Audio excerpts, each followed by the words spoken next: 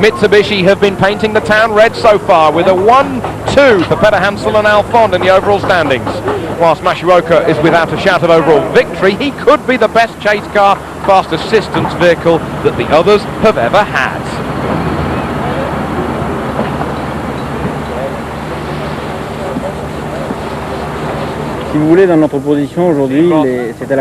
Team boss Dominic Serrier saying in our position the other teams have to push.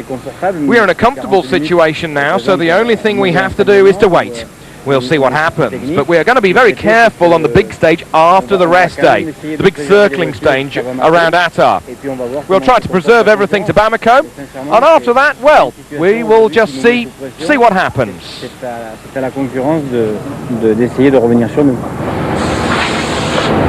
Volkswagen have really gone up to another level since last year's Dakar. Over 50,000 kilometres of testing is paying off big time as the massive automotive group kicks its Dakar push into top gear. Maybe it'll be VW who'll topple Mitsubishi from the top spot.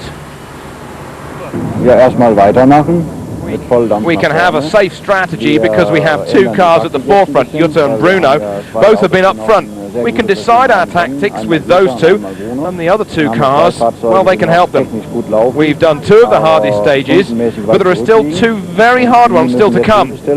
I rather think that the next 2 days will be historic in all the history of the Dakar. Etappen sind hinter uns und 2 Drittel kommen noch. Deswegen sage ich mal, die Rallye ist noch komplett offen. Vielleicht offener als in die vergangenen Jahre beim Restday. Nissan de Sud are on for one of their best results, with Carlos Souza safely bringing the workhorse of the solid rear axle pickup to 4th. The car hasn't got the sheer speed of the works Nissans, nor of course independent suspension, but here at the rest day, it's mainly about reliability. Souza saying it will be a big mistake to go flat out tomorrow. I'm not aiming for a podium because it would be a mistake to think that I can reach it. It's not possible in terms of time. My target is to keep my place, and then we'll see what's going to happen.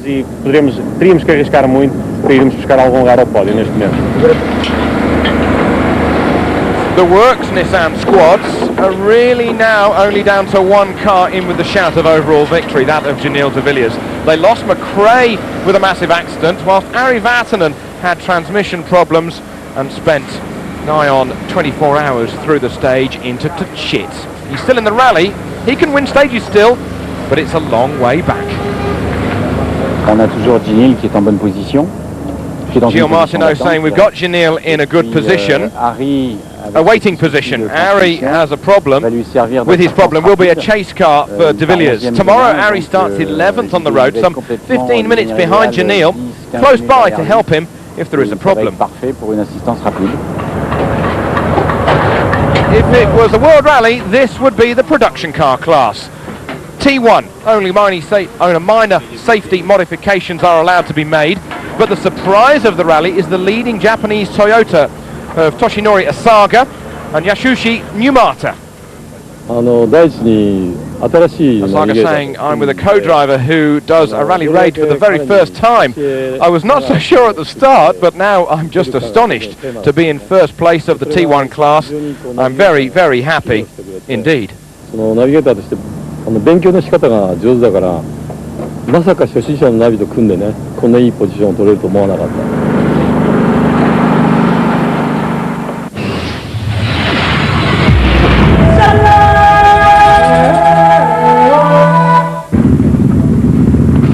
Okay. That way we know it's stage 4.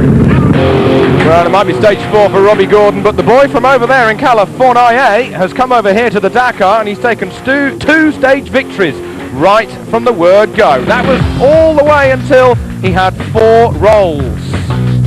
Early on in Mauritania, he was lucky to get away with it. He lost time, but he was always up there at the sharp end. Nissan have had problems with some of their cars, but only after Colin McRae had sped to stage victories and the overall lead of the rally.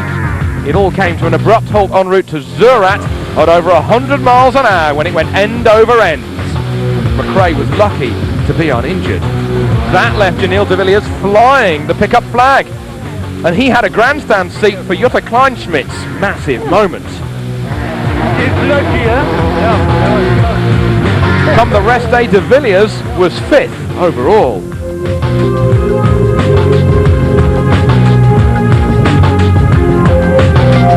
Gregoire de Mavius in the older Nissan was inside the top 10, but then hamstrung after a rear upright failure. He lost over 12 hours.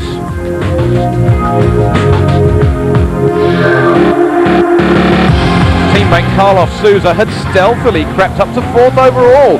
The Portuguese driver was getting closer and closer to the podium.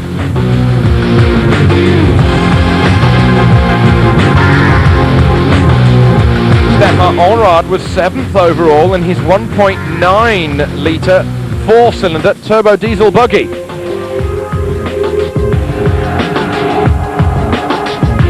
Jean-Louis Schlesser was a little further down in the top 10. The two-time Dakar victor went for a big push en route to Tchit, but things were not good for Schlesser.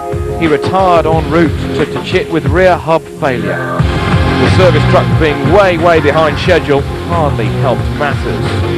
That left the Volkswagens and the BMW X5 of Nasser Al-Attiyah to charge through.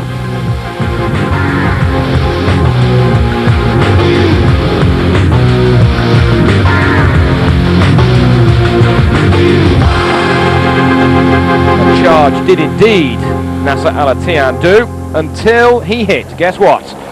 Yes, you've guessed it, some of that camel grass. He went end over end and he was lucky to get away with it, get away with the accident uninjured. Schlesser was going nowhere.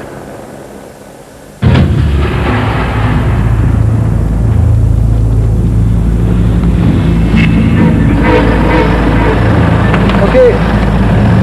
In the middle of the night en route to Tchit, one of the biggest stages of the Dakar in its history was taking its toll. This driver's saying, why do they choose, how do they choose to put the CP in an area where there is the softest of sands?